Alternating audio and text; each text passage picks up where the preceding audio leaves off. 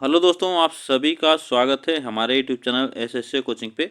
दोस्तों, आज का जो प्रश्न हम लोग लेके आए हैं यह सीडीपी का प्रश्न है, जो कि सीटेट एग्ज़ाम जनवरी में होने वाला है, उसके लिए बहुत महत्वपूर्ण होने वाला है। और यह ऑफलाइन पेपर के जो प्रश्न हैं इससे आते हैं। तो चलिए, जो अगर पास करना चाहता है सीटेट, तो सभी लोग क्या करें कि सीटेट के जितने भी प्रीवियस ईयर के प्रश्न हैं उसको रिवाइज कर लें, और ये मात्र 1 महीने में गारंटी के साथ वह पेपर पास कर सकता है। तो चलिए हम लोग आज करेंगे यह ऑफलाइन पेपर जो हुआ था उसका हम लोग इस पेपर से संबंधित प्रश्न देखेंगे और इसके बारे में हम लोग जानेंगे। चलिए, तो इस आज का पहला प्रश्न है डिस्ग्राफिया। डिस्ग्राफिया क्या होता है यह आपको बताना है। तो इसमें कौन सा ऑप्शन हमारा सही होगा? देखिए, जो डिस्ग्राफिया है वह एक तंत्रिका विकार है, एक तरह का विकार होता है जिससे क्या होता है कि बच्चे उसमें अक्षर और आकार में पहचान नहीं कर पाते हैं, जिससे वह अपने मन की बात को, अपने अंदर की बात को वह व्यक्त नहीं कर पाते हैं, न लिख पाते हैं, उसको लिखित भाषा में नहीं लिख पाते हैं, जिससे वह क्या होता है कि एक प्रकार का विकार होता है कि बच्चे वह अपनी भाषा को, अपनी विशेषता को नहीं बता पाते हैं, यह कठिनाई होती है उसको बताने में। तो यही एक डिस्ग्राफिया होती है जिससे बच्चे को अक्षर पहचानने और आकार बनाने में दिक्कत होती है। तो इसमें जो ऑप्शन हमारा सही होगा, कौन सा ऑप्शन सही होगा? तो ये थर्ड ऑप्शन इसमें हमारा सही होगा। एक तंत्रिकीय विकार है जिसकी विशेषता अक्षर और आकारों को बनाने में कठिनाई होती है। तो इसको आप लोग याद रखिए कि यह लिखने से संबंधित, डिस्ग्राफिया लिखने से संबंधित है, जो कि बच्चा लिख नहीं पाता है। तो यह ऑप्शन हमारा इसमें थर्ड सही होगा, ठीक ना। चलिए आगे चलते हैं। क्वेश्चन नंबर सेकेंड, प्रतिभावान बच्चों को शिक्षित करने का उपागम जो उन्हें असामान्य रूप से तीव्र गति से पाठचर्या के माध्यम से आगे बढ़ाता है, क्या कहलाता है? तो आपको बताना है, प्रतिभावान जो बच्चे होते हैं, टैलेंटेड बच्चे जो होते हैं, उनको क्या करते हैं कि जो बच्चे होते हैं, शिक्षित बच्चे, उनको क्या करते हैं कि अपने तीव्र गति से पाठचर्या के माध्यम से आगे बढ़ते हैं। तो उसको क्या कहा जाता है आपको बताना है। तो क्या कहता है? विभेदित निर्देशन कहलाता है, संवर्धन कहलाता है, त्वरण गति वर्धन कहलाता है, विसर्जन कहलाता है। तो इसमें कौन सा ऑप्शन हमारा सही होगा? तो आपको बताना है, जो टैलेंटेड बच्चे होते हैं वह शिक्षित उपागम को अपने असामान्य रूप से तीव्र गति से पाठचर्या के माध्यम से आगे बढ़ते हैं, बहुत तेजी से बच्चे आगे बढ़ते हैं, जो कि वह क्या कहलाता है? तो वह त्वरण कहलाता है, ठीक ना। जो बच्चे, टैलेंटेड बच्चे अपने आप से असामान्य रूप से पाठचर्या के माध्यम से आगे बढ़ते हैं वह त्वरण गति वर्धन कहलाता है। इसको आप लोग याद रखिएगा, ठीक। चलिए आगे चलते हैं। क्वेश्चन नंबर थर्ड, शिक्षक जो समावेशी कक्षाओं की दिशा में काम कर रहे हैं उन्हें चाहिए कि वे क्या करना चाहिए? तो आपको बताना है, जो शिक्षक हैं वह समावेशी कक्षाओं की दिशा में काम कर रहे हैं, तो उन्हें क्या करना है? इसमें जो ऑप्शन दिया है, ठीक ना, 4 ऑप्शन दिया है और 4 यह लाइन दिया है, इसको पढ़कर इसमें ऑप्शन हमारा इसमें लगाना है, ठीक। देखिए, पाठचर्या में अनुकूलन करें। देखिए, बच्चे को पाठचर्या में अनुकूलन बनाए रखें, बच्चे को अलग तरह का तरीके से सिखाएं, ठीक ना। तो यह बात सही है, यह समावेशी कक्षा में होना चाहिए। विविध दृष्टिकोणों को शामिल करना चाहिए, ये भी जरूरी है, अलग अलग तरीकों से शामिल करना चाहिए। अपने स्वयं के अंतर्निहित पूर्वाग्रहों की जांच करें।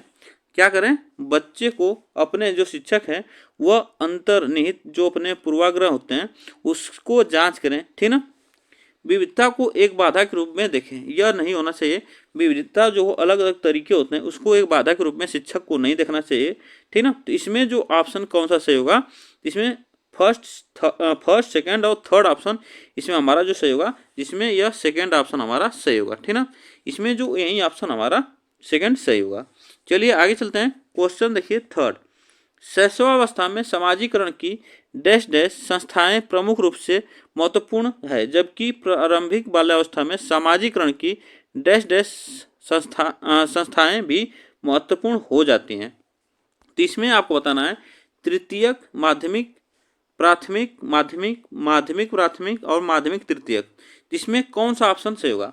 तो इसमें देखिए, जो कौन सा ऑप्शन इसमें हमारा सही होगा? तो देखिए, जो शैशवावस्था होता है वह जो समाजीकरण की संस्थाएं होती हैं उसका परिवार होता है शिशुअवस्था में बच्चे का, तो वह क्या कहलाता है, प्राथमिक कहलाता है। इसको आप लोग याद रखिएगा। और सेकंड में क्या कर रहा है कि जबकि प्रारंभिक बाल्यावस्था में सामाजिकरण जो होता है वह द्वितीयक माध्यम जो होता है, यह माध्यमिक जो होता है यह द्वितीयक कहलाता है। तो इसमें जो ऑप्शन हमारा सही होगा यह प्राथमिक माध्यमिक, यह सेकेंड ऑप्शन सही होगा, यही ऑप्शन हमारा सही होगा इसमें, ठीक ना। तो इसको आप लोग याद रखिएगा, ऑप्शन इसमें हमारा सेकेंड सही है। चलिए आगे चलते हैं। क्वेश्चन नंबर 5, लेव वाइगोस्की के अनुसार, आप लोग जानते हैं कि लेव वाइगोस्की एक मनोवैज्ञानिक थे जिन्होंने सामाजिक अंतःक्रिया का सिद्धांत दिए हैं, ठीक ना। तो इनको आप लोग जानते रहिएगा। देखिए, सामाजिक कारक भाषा विकास को प्रभावित करते हैं परंतु संज्ञानात्मक विकास को नहीं करते हैं। इसमें यह आपको बताना है कौन सा ऑप्शन हमारा सही होगा। तो इसमें आप लोग बताइए, संज्ञानात्मक विकास भाषा विकास को सुगम बनाता है। भाषा विकास और संज्ञानात्मक विकास एक दूसरे से स्वतंत्र रूप से विकसित होते हैं। भाषा विकास संज्ञानात्मक विकास को सुगम बनाता है। तो इसमें आप लोग कोई बताना है इसमें कौन सा ऑप्शन हमारा सही होगा, इसमें बताइए। तो देखिए, लेव वाइगोस्की जो थे इन्होंने भाषा को पहले माना था, ठीक ना।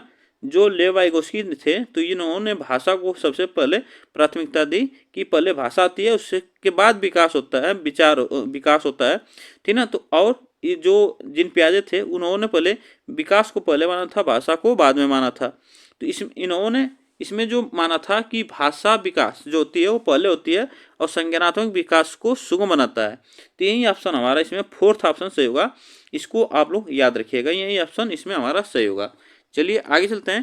क्वेश्चन नंबर 6, लॉरेंस कोहलवर के नैतिक तर्क के किस स्तर पर बच्चे आमतौर पर मानते हैं कि लोगों को समाज की अपेक्षा पर खरा उतरना चाहिए और अच्छे तरीकों से व्यवहार करना चाहिए। तो लॉरेंस कोहलवर्ग जो है इसको आप लोग याद रखिएगा। लॉरेंस कोहलवर्ग ने नैतिक विकास का सिद्धांत दिए हैं। तो यह किस स्तर पर बच्चे आमतौर पर मानते हैं कि लोगों को समाज की अपेक्षा खरा उतरना चाहिए और अच्छे तरीकों से व्यवहार करना चाहिए। तो यह किस अवस्था में होता है, उत्तर संक्रियात्मक अवस्था, पूर्व पारंपरिक स्तर, पूर्व संक्रियात्मक अवस्था। इसमें कौन सा ऑप्शन हमारा सही होगा, ठीक ना। तो देखिए, जो लॉरेंस कोहलवर्ग ने नैतिक विकास का सिद्धांत दिया है तो उसमें बच्चे को अच्छे कार्य करने के, अच्छे व्यवहार करने के लिए तो वह बुद्धि आ जाती है, कब आती है, तो वह पारंपरिक स्तर पर जब रहता है बच्चा, जब कन्वेंशनल स्टेज पर रहता है तो तब यह जाकर बच्चों में यह नैतिक विकास का विकास होता है जिससे बच्चा अपने गलत और सही को चुन पाता है। इसमें जो ऑप्शन हमारा सही होगा यही थर्ड ऑप्शन सही होगा। चलिए आगे चलते हैं। क्वेश्चन नंबर देखिए 7, अब इसमें दिया है अभिकथन और कारण, ठीक। तो पहले हम लोग पढ़ते हैं अभिकथन। शिक्षक और साथियों जैसे अधिक जानकार अन्य लोगों के साथ बातचीत शिक्षार्थियों को उनकी समझ और कौशल विकसित करने में सहायता करने के लिए आवश्यक समर्थन और मार्गदर्शन प्रदान कर सकती है, ठीक ना। इसमें कारण क्या दिया है, सामाजिक संपर्क सीखने और विकास का एक प्रमुख घटक है। तो इसको आपको बताना है इसमें कौन सा ऑप्शन हमारा सही होगा। ए और आर दोनों गलत है, ए और आर दोनों सही है तथा आर ए की सही व्याख्या करता है और आर ए और आर दोनों सही है परंतु आर ए की सही व्याख्या नहीं करता है। ए सही है परंतु आर गलत है। इसमें आपको बताना है कि शिक्षकों और साथियों जैसे अधिक जानकार जो लोग होते हैं उससे बातचीत शिक्षार्थियों को उनकी समझ और कौशल जो होती है उसको विकसित करने की, उसकी सहायता करने के समर्थन में मार्गदर्शन बनती है। तो यह सामाजिक संपर्क सीखने और विकास का एक प्रमुख घटक होता है। यह इसमें जो सही होगा यह क्या होगा, इसमें ए और आर दोनों सही है जो कि आर ए की सही व्याख्या करता है। ऑप्शन इसमें हमारा सेकंड सही होगा। चलिए आगे चलते हैं। देखिए, इसमें जो क्वेश्चन नंबर 8 है, अधिगम के लिए आकलन का मुख्य लक्ष्य क्या है। अधिगम के लिए आकलन का एक मुख्य लक्ष्य क्या है यह आपको बताना है। तो इसमें कौन सा ऑप्शन हमारा सही होगा, इसको आपको करना है। तो अधिगम के लिए आकलन का मुख्य लक्ष्य क्या होता है। देखिए, इसमें हम लोग ऑप्शन पढ़ते हैं। उन विद्यार्थियों की पहचान करना जिन्हें धीमे सीखने वालों के रूप में वर्गीकृत किया जा सके। जा सकता है, यह बिल्कुल गलत है। जो बच्चे धीमा सीखें या तेज सीखें उसको बच्चों को अलग नहीं करना है, ठीक ना। विद्यार्थियों के प्रदर्शन का मूल्यांकन करना और ग्रेड देना, तो ग्रेड की सुविधा बिल्कुल नहीं होनी चाहिए। इसमें ऑप्शन थर्ड क्या कर रहा है, विद्यार्थियों को प्रतिपुष्टि प्रदान करना, फीडबैक लेना जिसका उस उपयोग उनके अधिगम में सुधार के लिए किया जा सके। तो सही बात है कि विद्यार्थियों से उसकी फीडबैक लेना, जिसके जो गलतियां करते हैं उसको सुधारा जा सके, वो शिक्षक को करना चाहिए। तो इसमें जो ऐसा अधिगम के लिए आकलन किया जाता है, तो यही ऑप्शन हमारा सही होगा, ऑप्शन थर्ड इसमें हमारा सही है। ठीक, चलिए आगे चलते हैं। इसमें क्वेश्चन नंबर 9, किस आयु में बच्चे शब्द के खेल में शामिल हो सकते हैं और ऐसे चुटकुलों और पहेलियों को पसंद कर सकते हैं जिनमें शब्दों का खेल शामिल हो। तो इसमें आपको बताना किस किस उम्र में बच्चे ऐसे शब्दों के खेल में शामिल होते हैं, 12 वर्ष में, 1 वर्ष में, 3 वर्ष में, 7 वर्ष में। तो यह आपको बताना है इसमें कौन सा ऑप्शन हमारा सही होगा, ठीक ना। इसमें कौन सा ऑप्शन हमारा सही होगा, जो कि बच्चे शब्दों के खेल में शामिल होते हैं और चुटकुले और पहेलियों को पसंद कर सकते हैं। तो इसमें कौन सा स्टेज है, तो देखिए 5 से लेकर 7 तक, ठीक ना, 5 से लेकर 7 वर्ष के बच्चे जो करते हैं वह चुटकुले और पहेलियों को बहुत ज़्यादा पसंद करते हैं और जिनमें शब्दों का खेल शामिल हो सके, तो वह इसमें जो ऑप्शन हमारा सही होगा यह 7 वर्ष होगा। इसमें ऑप्शन हमारा फोर्थ सही है। ठीक, चलिए आगे चलते हैं। क्वेश्चन नंबर 10, कैरल गिलिगन ने कोहलबर्ग के नैतिक विकास के सिद्धांत की आलोचना की है। तो इसको आपको बताना है कि गिलिगन जो है कोहलबर्ग के जो नैतिक विकास का सिद्धांत है उसकी आलोचना क्यों किए हैं। तो इसको आपको बताना है सामाजिक संज्ञानात्मक दृष्टिकोण से, नारीवादी दृष्टिकोण से और अनुवंशिक कारकों को पर्याप्त महत्व न देने पर के अध्ययन को अनुसंधान पद्धति के रूप में उपयोग करने के लिए। तो इसमें कौन सा ऑप्शन हमारा सही होगा, इसको आपको बताना है।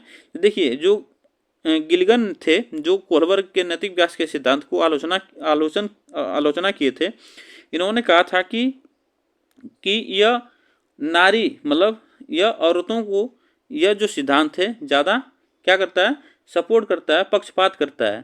तो इन्होंने गिलिगन ने यह कोहलबर्ग के नैतिक विकास के सिद्धांत को यह आलोचना किए थे कि औरतों को, नारी को क्या करते हैं, यह पक्षपाती यह सिद्धांत है। इसलिए इन्होंने कोहलबर्ग के विकास के सिद्धांत को क्या किए थे कि पक्षपात के रूप में इन्हें आलोचना किए थे। तो इसमें जो ऑप्शन हमारा सही होगा, तो इन्होंने नारीवादी दृष्टिकोण से जो संबंधित इसमें ऑप्शन हमारा होगा यही ऑप्शन होगा। गिलिगन ने यह इस पर आलोचना किए थे, इसलिए ऑप्शन इसमें हमारा सेकंड सही होगा। ठीक, चलिए आगे चलते हैं। क्वेश्चन देखिए इसमें 11 दिया है, जिन पियाजे के अनुसार पूर्व संक्रियात्मक चिंतन की मुख्य विशेषताओं में से एक डैश डैश है, जो किसी स्थिति के एक पहलू पर ध्यान केंद्रित करने और दूसरों की उपेक्षा करने की प्रवृत्ति को संदर्भित करता है।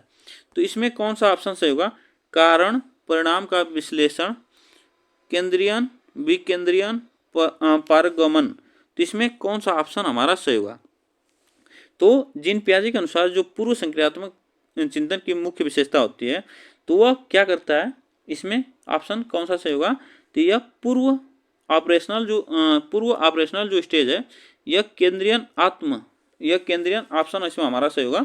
इसमें केंद्रीयन जो आत्म केंद्रित होते हैं, इसमें बच्चे इसको तो किसी वस्तु पर क्या करते हैं कि एक पहलू पर ही ध्यान देते हैं, वह केंद्रीय कहलाता है। जो कि आप लोग इसको याद रखिएगा, पूर्व संक्रियात्मक अवस्था जो है यह 2 वर्ष से 7 वर्ष तक लगभग होती है। यह इसको भी आप लोग जानते रहिएगा, ठीक ना, जिन पियाजे के विकास के सिद्धांत के अनुसार। इसमें ऑप्शन हमारा सेकंड सही होगा। चलिए आगे चलते हैं। प्रारंभिक बाल्यावस्था में वृद्धि डैश डैश और सोच डैश डैश है, जबकि मध्य बाल्यावस्था में वृद्धि डैश डैश और सोच डैश डैश है। तो आपको बताना है कि इसमें कौन सा ऑप्शन हमारा सही होगा। तो देखिए प्रारंभिक बाल्यावस्था में क्या होती है, वृद्धि क्या होती है, स्थिर हो जाती है। क्या हो जाती है, स्थिर हो जाती है। इसमें और सोच क्या हो जाती है, कुछ हद तक आत्म केंद्रित होती है। क्या होती है, कुछ सोच आत्म केंद्रित होती है, ठीक ना, वो इसमें बच्चा सोच नहीं सकता है। और मध्य बाल्यावस्था में वृद्धि क्या होती है, धीमी हो जाती है। और सोच जो होती है वो तार्किक होती है। तो बच्चा क्या होता है, मध्य बाल्यावस्था में उसकी वृद्धि तो धीमी हो जाती है, लेकिन बच्चे की सोच क्या होती है, तार्किक तर्क करने लगता है। तो इसमें जो ऑप्शन हमारा सही होगा, कौन सा ऑप्शन सही होगा, तो यह सेकंड ऑप्शन इसमें हमारा सही होगा। तो इसको भी आप लोग याद रखिएगा, इसमें जो ऑप्शन सही होगा हमारा सेकंड ऑप्शन सही है। चलिए आगे चलते हैं। निम्नलिखित में से कौन सा स्थूल गतिक कौशल है, स्थूल गतिक कौशल है इसमें कौन सा है, यह आपको बताना है। बुनाई है, तैरना है, एक कागज पर वृत्त को रूपरेखा के अनुसार काटना, एक कागज पर एक बड़े आयत को रूपरेखा के अनुसार काटना। तो गति मतलब किसमें गति हो रहा है, इसको आपको बताना है। तो इसमें किसमें ऑप्शन हमारा सही होगा, कौन सा इसमें ऑप्शन सही होगा। तो देखिए, जो स्थूल गतिक कौशल है वह क्या होता है, तैरना जो है इसमें उसके शरीर में गति हो रही है, ठीक ना, उसकी मांसपेशियों में खिंचाव हो रहा है, तनाव हो रहा है, यह स्थूल गतिक कौशल के अंतर आता है। और इसमें और से जो शब्द हैं वह आते हैं, रेंगना, दौड़ना, कूदना, गेंद फेंकना, साइकिल चलाना, सीढ़ी चढ़ना, यह क्या आते हैं, स्थूल गतिक कौशल के अंतर्गत आते हैं। इसमें आप लोग याद रखिएगा, कभी इससे प्रश्न पूछ सकते हैं। तो इसमें ऑप्शन जो सही होगा हमारा सेकेंड ऑप्शन सही है। चलिए आगे चलते हैं। भौतिक वृद्धि और विकास विकास के डैश डैश और डैश डैश सिद्धांतों का पालन करते हैं। इसमें कौन सा ऑप्शन हमारा सही होगा, ठीक ना। तो भौतिक वृद्धि और विकास के क्या होते हैं, एकीकरण, विभेदीकरण, शीर्षागामी समीपस्थ और समीपस्थ शीर्षागामी, विभेदीकरण और एकीकरण। तो इसमें आपको बताना है कि विकास के क्या होते हैं, इसमें कौन सा ऑप्शन हमारा सही होगा, इसको आपको बताना है। तो इसमें कौन सा ऑप्शन सही है। तो देखिए, जो सेफेलोकाउडल है जिसे हम लोग कहते हैं शीर्षागामी कहते हैं और रोही कहते हैं, तो यह इसमें जो ऑप्शन सही होगा वह विकास के शीर्ष से लेकर वह केंद्र तक जाता है। और समीपस्थ जो यह प्रॉक्सिमल डेवलपमेंट होता है, वो आंतरिक रूप से बाहर आती है, जो अंदर से विकास होकर बाहर आता है, तो वह समीपस्थ कहलाता है। इसको आप लोग याद रखिएगा, प्रॉक्सिमल डेवलपमेंट कहलाता है। तो यही ऑप्शन हमारा सही होगा, इसमें सेकेंड ऑप्शन सही होगा, ठीक ना। यह आप लोग याद रखिएगा, विकास के शीर्षगामी और समीपस्थ सिद्धांतों का पालन करते हैं, यही ऑप्शन हमारा सही होगा। चलिए आगे चलते हैं। क्वेश्चन देखिए 15 नंबर। हार्वर्ड गार्डनर के अनुसार एक दर्शन शास्त्री के पास डैश डैश प्रकार की बुद्धि और मूर्तिकार के पास डैश डैश प्रकार की बुद्धि की मात्रा अधिक होती है। तो इसमें कौन सा है ऑप्शन सही होगा। हार्वर्ड गार्डनर ने आप लोग जानते हैं कि बहुबुद्धि सिद्धांत दिए हैं इन्होंने, आप लोग इनको ही जानते हैं। तो इसमें आप लोग को बताइए कौन सा ऑप्शन सही होगा। भाषायिक, इसमें जो दर्शन शास्त्री के पास कौन सी बुद्धि होती है और बुद्धि मूर्तिकार के पास की बुद्धि की मात्रा कौन सी होती है, तो इसमें आपको बताना है इसमें कौन सा ऑप्शन इसमें हमारा सही होगा। तो देखिए, जो दर्शन शास्त्री के पास बुद्धि होती है वह अंतर्वैयक्तिक होती है, ठीक ना। कैसी होती है, अंतर्वैयक्तिक होती है। और जो मूर्तिकार होता है वह दिक् स्थान मतलब अस्थायी बुद्धि होती है उसकी। तो इसमें जो ऑप्शन सही होगा वह कौन सा ऑप्शन सही होगा, तो यह ऑप्शन हमारा थर्ड सही होगा। इसमें पूछा है कि दर्शन शास्त्री के पास कौन सी बुद्धि, अंतर्वैयक्तिक बुद्धि होती है, और मूर्तिकार के पास दिक् स्थान बुद्धि होती है। इसमें आप लोग याद रखिएगा, ठीक। चलिए आगे चलते हैं। Question number 16। अनुभवात्मक अधिगम किस पर बल देता है। अनुभवात्मक जो अधिगम है वह किस पर बल देता है, इसको आपको बताना है। तो अनुभवात्मक क्या होता है, एक्सपेरिमेंटल लर्निंग, इसको भी आप लोग याद रखिएगा। जो एक्सपेरिमेंटल लर्निंग को ही अनुभवात्मक अधिगम कहा जाता है। तो वह किस पर बल देता है, ठीक ना। तो इसको आप लोग बताइए वह किस पर बल देता है। बच्चों के अधिगम पर, शिक्षक के नियंत्रण पर, यह इस पर बल देता है। सीखने में पुनर्बलन की भूमिका पर, आलोचनात्मक प्रतिबिंबन के महत्व पर, और एक प्रतिक्रिया के बजाय अधिगम को एक उत्पाद के रूप में देखने पर। इसमें कौन सा ऑप्शन हमारा सही होगा? तो इसमें अनुभवात्मक अधिगम जो है वह किस पे बल देता है? तो यह आलोचनात्मक प्रतिबिंबन जो होता है, जिसे हम लोग क्या कहते हैं, आलोचनात्मक को हम क्या कहते हैं? क्रिटिकल थिंकिंग कहते हैं। इसको भी आप लोग याद रखिएगा, क्रिटिकल थिंकिंग कहते हैं। तो बच्चों के जो होते हैं क्रिटिकल थिंकिंग होती है, अनुभव होते हैं, उस पर यह महत्व देता है। ऑप्शन इसमें जो सही होगा सेकेंड और थर्ड ऑप्शन सही होगा कि बच्चे अपने अनुभव के अनुसार उस पर कार्य करते हैं, ठीक ना। तो इसमें जो ऑप्शन सही होगा थर्ड ऑप्शन सही है। चलिए आगे चलते हैं। बच्चों में समस्या समाधान कौशल को बढ़ाने के लिए निम्नलिखित में से कौन सा प्रभावी तरीका है? तो जो बच्चों के समस्या समाधान को कौशल को बढ़ाने के लिए इसमें सबसे प्रभावी तरीका कौन सा है? तो इसमें आपको बताना है कौन सा ऑप्शन इसमें हमारा सही होगा। तो आप लोग बताइए। देखिए, स्वतंत्र चिंतन को हतोत्साहित, कभी बच्चों को हतोत्साहित नहीं करना है, ठीक ना। कठिन समस्याओं से बचने के लिए नहीं, ये भी नहीं होगा। उन्हें समस्याओं का तैयार समाधान उपलब्ध कराना, ये भी नहीं होगा, ठीक ना। उन्हें बुद्धि मंथन करने और सहज अनुमान लगाने के अवसर देना, यह बिल्कुल बात सही है कि बच्चों को उसको अवसर देना चाहिए और अपनी बुद्धि लगाने के लिए कहना चाहिए, उसको अनुमान लगाने के लिए कहना चाहिए, जिससे वह बच्चा अपने कौशल में विकास कर सके, अपने समस्या को हल कर सके। इसमें ऑप्शन जो सही होगा यही फोर्थ ऑप्शन सही है, ठीक। चलिए आगे चलते हैं। क्वेश्चन नंबर 18, निम्नलिखित में से कौन सी प्रक्रिया अधिगम के दौरान योगदान नहीं देती है? तो कौन सी प्रतिक्रियाएं अधिगम के दौरान योगदान नहीं देती है? इसमें आपको बताना है संगठन, वर्गीकरण, वैचारिकता, गैर प्रासंगिकरण। तो इसमें कौन सी है प्रक्रिया जो यह योगदान नहीं देती है? इसमें आपको बताना है कौन सा ऑप्शन हमारा सही होगा।